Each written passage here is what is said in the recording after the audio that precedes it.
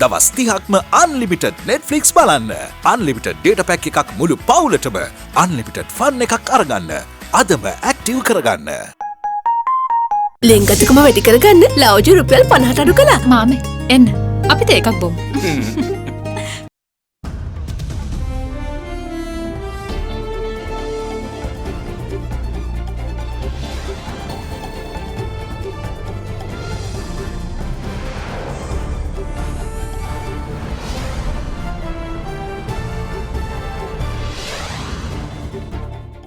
Tonight, inclusive education.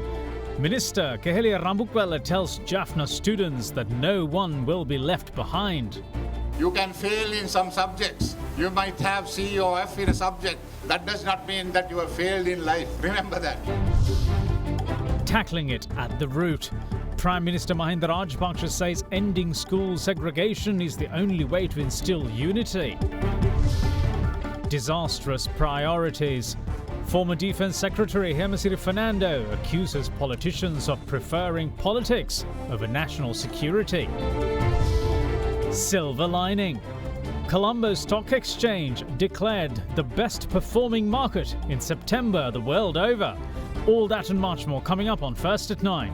This Friday, the 2nd of October 2020.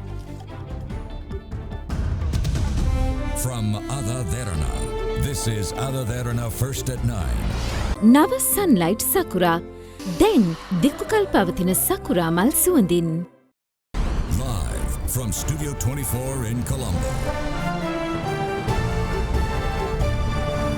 Good evening and welcome to First at 9. I'm Dhamma Kekanaka. Let's start with your local stories.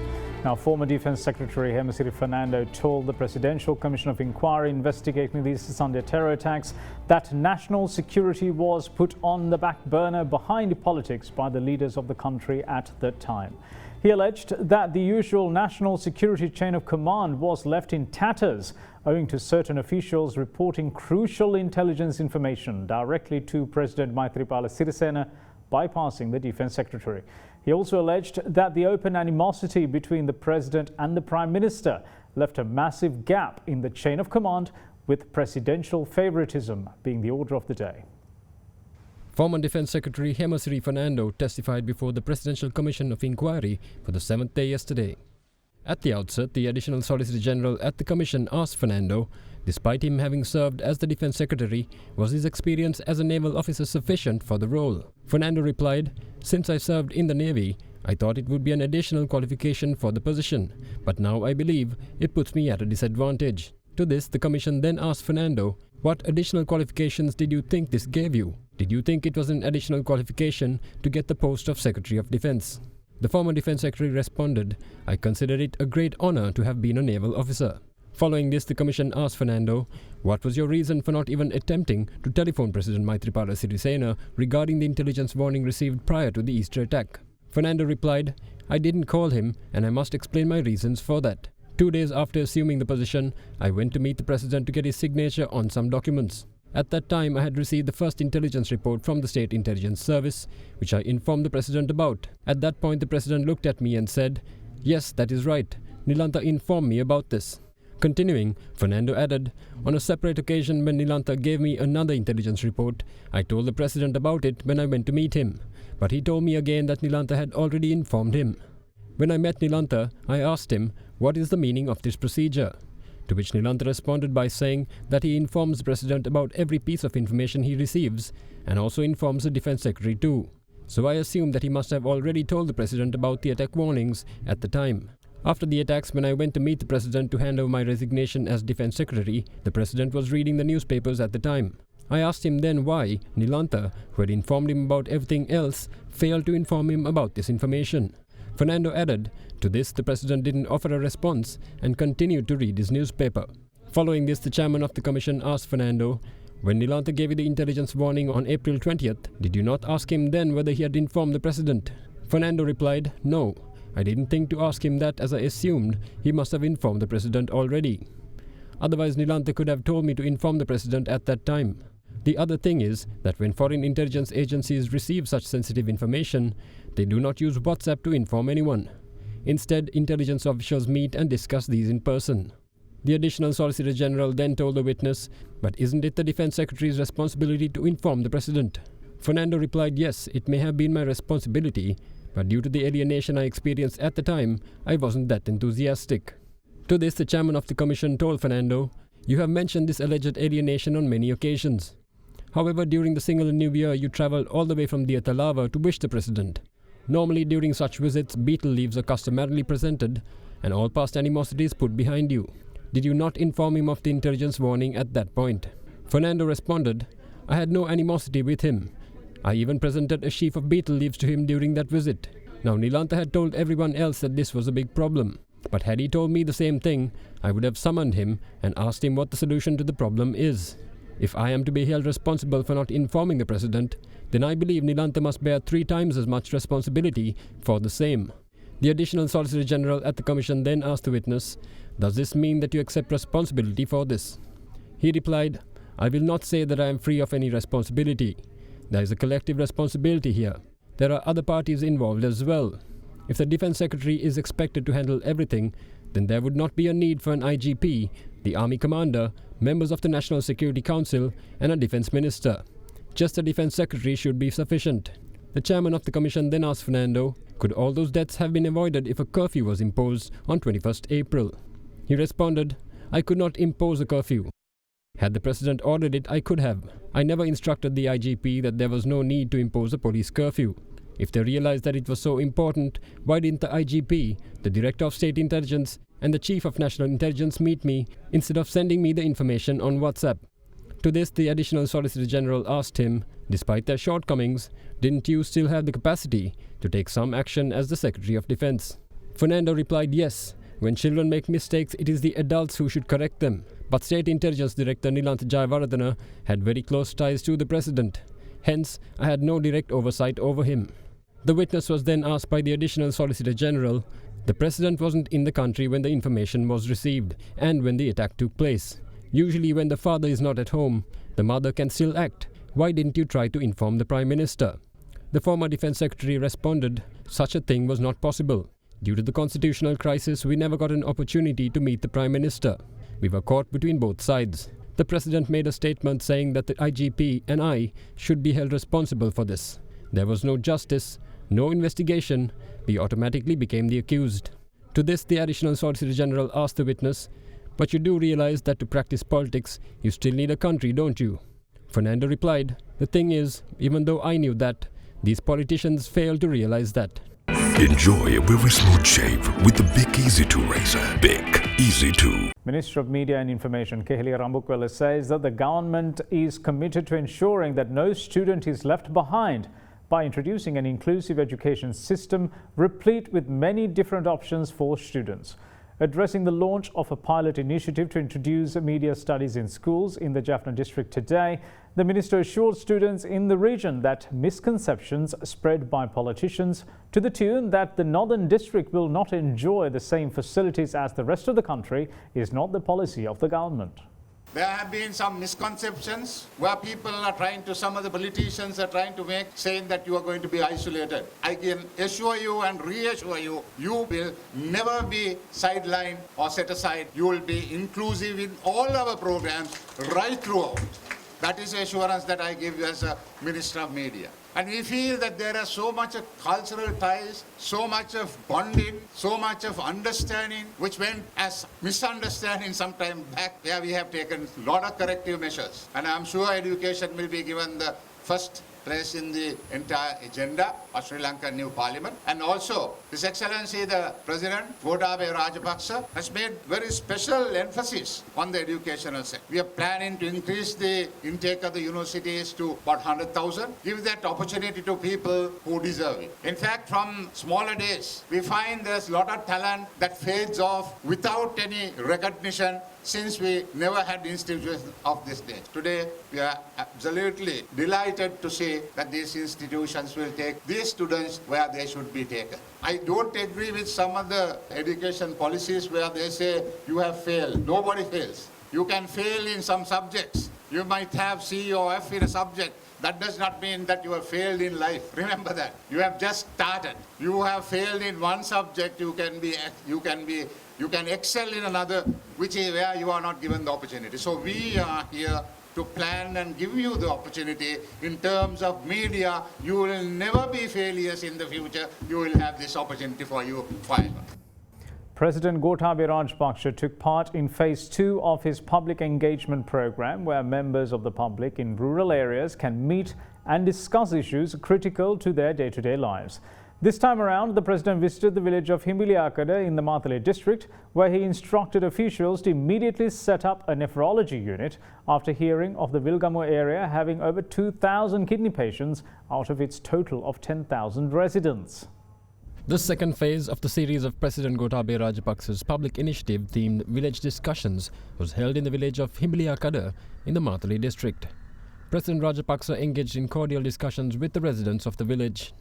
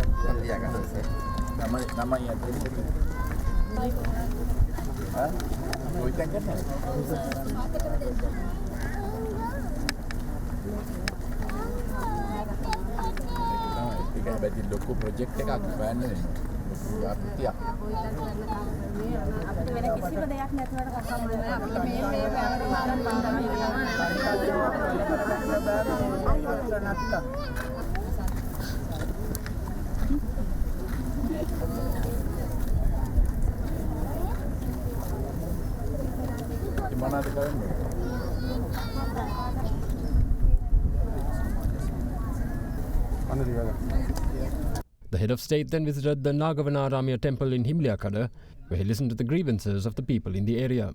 The president also took steps to resolve the issues with the involvement of local officials. අපගේ මෙම හිඹිලියාකඩ වැව වත්තේ ගෙදර වැව ඉදිකර දෙන ලෙස මා ගෞරවයෙන් ඔබතුමන්ගෙන් ඉල්ලා සිටිනවා. ද පහුගිය කාලේ මොන හරි මේකට සැලසුම් ඇඳලා තියෙනවද? අපට විශේෂ සැලසුමක් නැහැ. අපට අවශ්‍ය නම් කරගන්න පුළුවන් අත්‍තරම මේ වැව හැදීම තුළින් අපේ ජනපතිතුමන් සාමාන්‍යයෙන් පවුල් 100ක් 125කට වගේ සිතක් සැලසෙනවා. ඒතර දැන් අර වැව හදන එක ඒ ව්‍යාපෘතිය කොච්චර කාලයක් විතර යන එකක්ද? යෝජනා කරන වැව අපට සාමාන්‍ය අවුරුදු 2ක් විතර ඇතුළත මේක ඉන්වෙස්ටිගේෂන් කරලා කරන්න පුළුවන්. කොච්චර කාලයක් නේද? තාවකාලිකව මේ අයට වතුර ලබා දෙන්න වෙන මේ ගන්න ක්‍රමයක් නැද්ද? වගාලින් වලින් තමයි සර් ඔය කියන විදිහට ශනික විසඳුමකට වගේ යන්න වෙන්නේ. ඒකත් සර් වගාලින් කරන්න කලින්තර තාක්ෂණිකව බලන්න වෙනවා. ඒ කියන්නේ ළඟ වගාලින් ගැහුවොත් සමහරට භූගත ජලයට ගැටලු ඇති වෙන්න පුළුවන්. විල්ගොම කොට්ටාසේ තියෙනවා 10841ක්. කොට මේ 10841න් ජනාධිපතිතුමනි 2000කට වක්බඩු රෝගිය කිව්වොත් ඔබතුමා විශ්වාස කරයිද මන් දන්නේ නැහැ. ප්‍රශ්නය අධිකරු ජනාධිපතිතුමනි විශේෂයෙන් මතකන් ලේමාරු කරන්න යන්න. මේගොල්ලොන්ට තැනක් නැහැ. මේක දැන් ඇත්තටම වකුගඩු රෝහල් ඒකකයක් අපි අලුතෙන්ම පිහිටවල හදලා තියෙනවා. ඒක හිටපු ජනාධිපතිතුමාට විවෘත කරාට ඒකට අවශ්‍ය උපාංග කිසිවක් ලබා දෙලා දැන් ඒක දැන් වැටෙන තත්ත්වයේ තියෙන්නේ. දැන් මෙතෙන්ට මේ ඩයලිසිස් කරන්න ෆැසිලිටි එක දෙන එක වර්ත්ද? ඒක වෛද්‍යවරයෙක් මට කිව්වා විශේෂඥ වෛද්‍යවරයෙක්ම කොහේ හරි කමක් නැහැ හැම යුනිට් එකක් හදාගන්න පුළුවන් නම් ඒක මිනිස්සුන්ට වාසියක් කියලා. ඒතකොට දැන් ඒකට කොච්චර විතර ප්‍රතිපාදනවද? මම බයෝමෙඩිකල් ඉංජිනේරියකින් ඇහුවා මිලියන 50ක් විතර නම් දැන් 6ක ප්‍රතිපාදන අපි දෙන්නම්. මැෂින් එකටයි බිල්ඩින් එකටයි. හැබැයි ඉතින් ડોක්ටර්ස්ලා ගෙන එක ඔයගොල්ලෝ අරගෙන දෙන්න ඕන ડોක්ටර්ස්. The president later engaged with other residents of the area.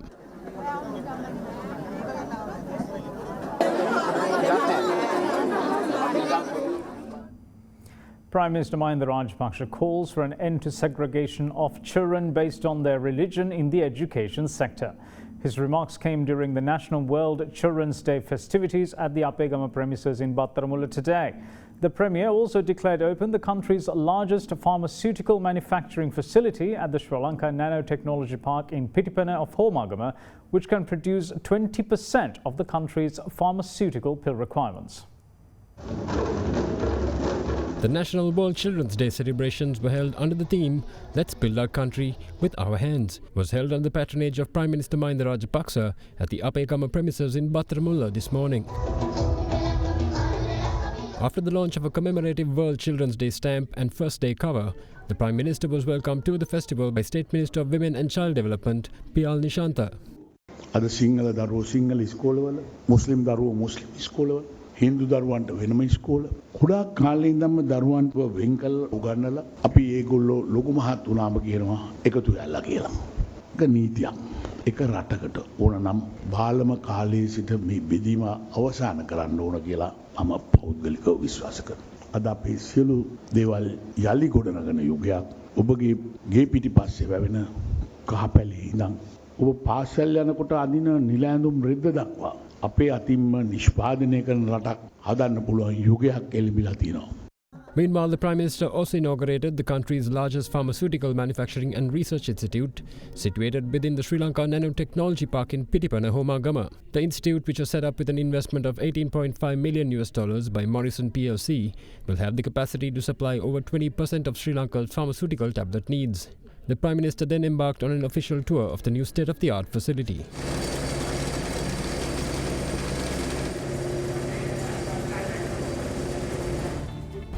We will see you shortly after this break. Stay with us.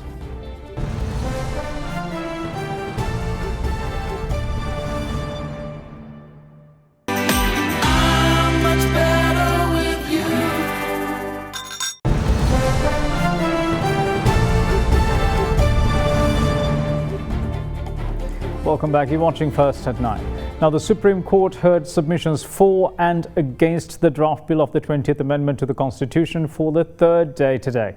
At the centre of the entire process is the question, should the draft bill be subjected to a referendum in addition to requiring a two-thirds majority in Parliament? One of the arguments put forth in support of the 20th Amendment in its current form is that though being the most serious constitutional amendment, the 13th Amendment to the Constitution did not require a referendum as deemed by the Supreme Court. 39 petitions were filed challenging the draft of the proposed 20th Amendment to the Constitution, and the petitions were taken up before a 5-member bench of the Supreme Court headed by Chief Justice Jayanta Jayasuriya for the third day today. The attorneys representing the petitioners continued to make their oral submissions against the original draft of the 20th Amendment to the Constitution during today's proceedings. President's counsel Sanjeeva Jayawardena, appearing on behalf of the petitioners, stated that Article 23 of the proposed bill severely hampers the freedom of press. He pointed out that the article empowers the Election Commission to issue various guidelines to private media outlets in the event of an election or a referendum, which would jeopardize the freedom of the media.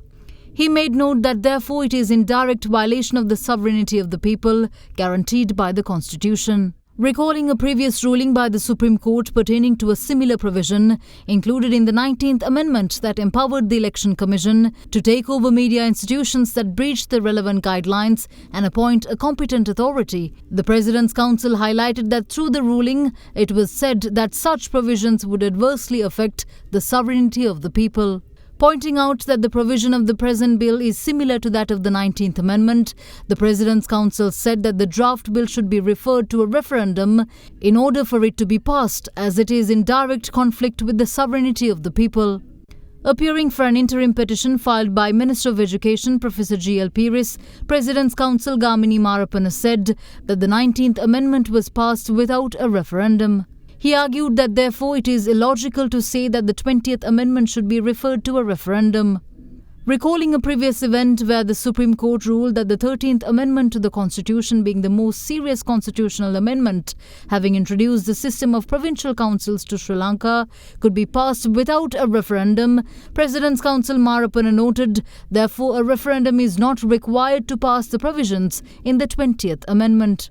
President's Counsel Sanjeeva Jayawardena made submissions yet again, but this time representing Venerable Omare Kassapatera, Ministers Nimal Siripala de Silva and Gamini Lokuge.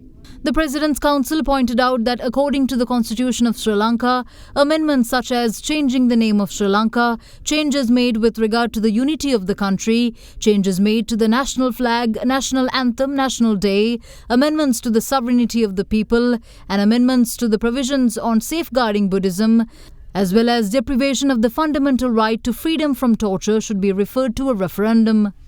Pointing out that the petitioners have made strong accusations against the reintroduction of the emergency bill submission system through the proposed 20th Amendment Bill, the President's Council said that such a system would be pivotal in immediate passing of legal provisions in the event of a state of emergency in the country. He further pointed out that the government took steps to reintroduce such a system via the draft bill of the 20th Amendment with a view of passing laws in the event of an emergency such as the COVID-19 pandemic. Concluding his submissions, President's Counsel Sanjeev Vijayawardena pointed out that the bill could be simply passed by a two-thirds majority in Parliament. Moving on with other local stories, 4 suspects were arrested by police today with regards to the robbery of cash and jewellery from a residence in Katana on Wednesday. 2 vehicles used in the heist were also found. Now with that, let's take a look at the latest on Sri Lanka's war on drugs and the underworld. 7 suspects robbed around 20 million rupees from a residence in the area of Akrapanaha in Katana on Wednesday, including gold jewellery. Later, 4 police teams were deployed to investigate the armed robbery under senior DIG in charge of the Western Province, Deshabandu Tennakon. Today, 4 of the suspects were arrested from the areas of Gampaha, Mawatagama, Nikavaratiya and Eppavala. Police said that 7.2 million rupees and some of the jewellery from the robbery were in the possession of the 4 suspects. The police also found a blue-collared car and a motorcycle the suspects used in the robbery. In a separate development, an executive officer from a commercial bank from the area of Bokundara in Piliyandala appeared before the Mount Lavinia Magistrates Court today over neglecting a court order. He was summoned for leaving a bank account which was used by drug racketeer Kudu Anju, active despite there being a court order for its suspension. Information on the bank account in question via which 490 million rupees had been transacted was uncovered after an accomplice of another drug racketeer, Dharmasiri, was apprehended in May from Piliyandala. Dharmasiri has fled the country and investigations uncovered that the bank account in question belonged to another accomplice of drug racketeer Dharmasiri, identified as Gayan Chaturanga. On the 2nd of May, the Mount Lavinia Magistrates Court ordered the relevant bank to suspend the account linked to the racketeers. The summoned bank official, however, had disregarded the court order and left the account active for 12 days until the 15th of June. It was also revealed that around 600,000 rupees had been transacted online during those 12 days. After considering the facts, the Mount Lavinia Magistrate Court ordered to impose a foreign travel ban on the bank officer and release him on a 500,000 rupees surety bail. The bank account in question is reported to be one of the 12 accounts used in drug racketeer Kudu Anju's operation. The case will be taken up on the 6th. Meanwhile, 2 persons were arrested by the police over a drug racket which targeted school and tuition classes with the cannabis mixed with drug called Babul. A packet of the substance is sold at 10 rupees and the police had found 5,300 packets of the drug in the possession of the suspects. In the meantime, a suspect who was brought to the Tissamaharama Magistrate Court from the remand prison had escaped today. The suspect was arrested yesterday from the area of Kataragama with 1.4 grams of heroin. Now, the Colombo High Court today dismissed the case filed by the Commission to investigate allegations of bribery or corruption against Minister Johnston Fernando over allegedly employing cooperative wholesale establishment workers outside their scope of duties from 2010 to 2014. In 2016, the Bribery Commission filed action against Minister Fernando for causing losses amounting to 40.1 billion rupees to the government when he was serving as the Minister of Cooperatives and Internal Trade. Colombo High Court Judge Aditya Patabendige decided that the manner in which the Bribery Commission had filed charges against Minister Fernando was unlawful.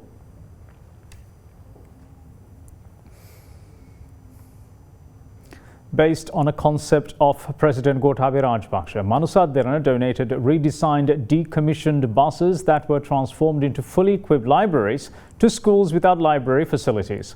Coinciding with the World Children's Day celebrations yesterday, AdaDerana donated a remodeled smart classroom to Sirimawa Bandaranayake Primary School in Madirgiriya today.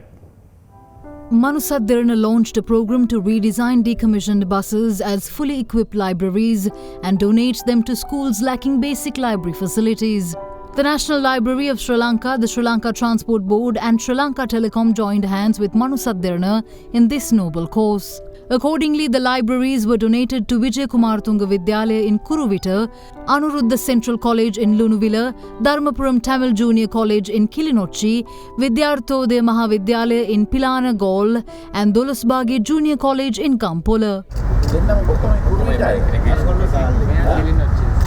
Meanwhile, AdaDerana donated a smart classroom to Sirimavu Bandaranaike Primary School in Madirigiriya today.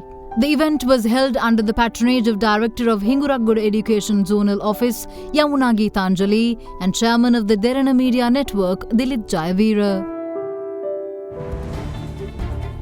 We'll see you shortly. Bear with us.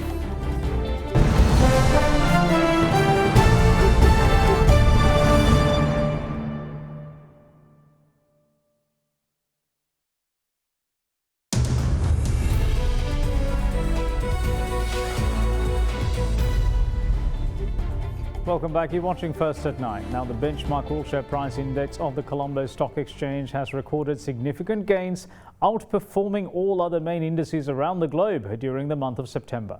The ASPI gained 12% in September and in value terms by 279.6 billion rupees. The S&P SL20 index, which features the CSE's 20 largest and most liquid stocks, has also gained in September by 4.39%, closing at 2,463.27 points as of the 30th of September.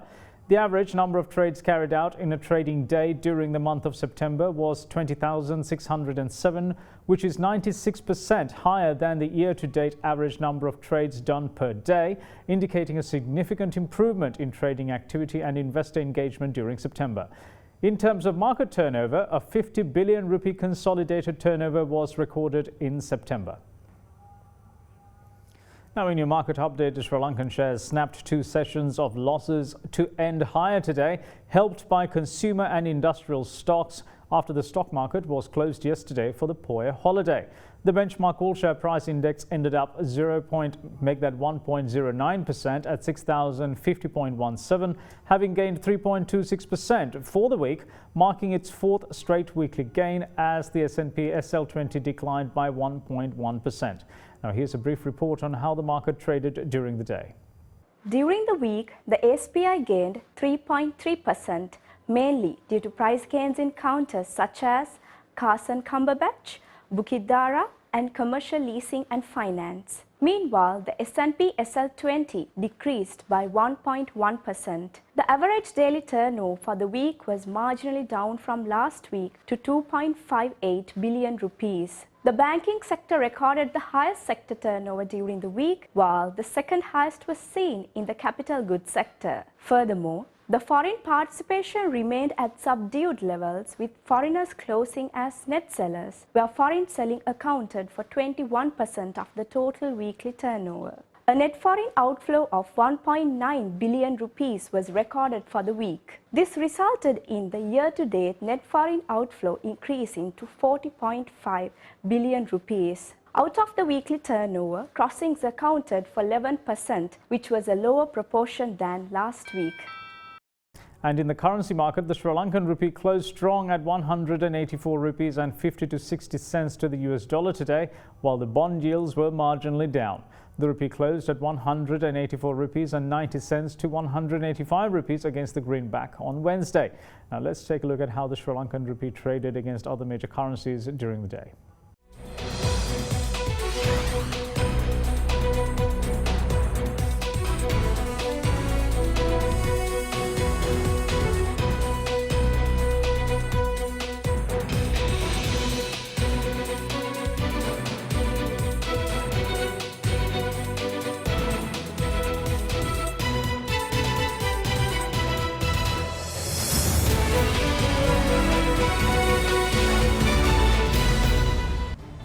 And that's it from all of us here at First at 9. Thanks for watching. Bye-bye.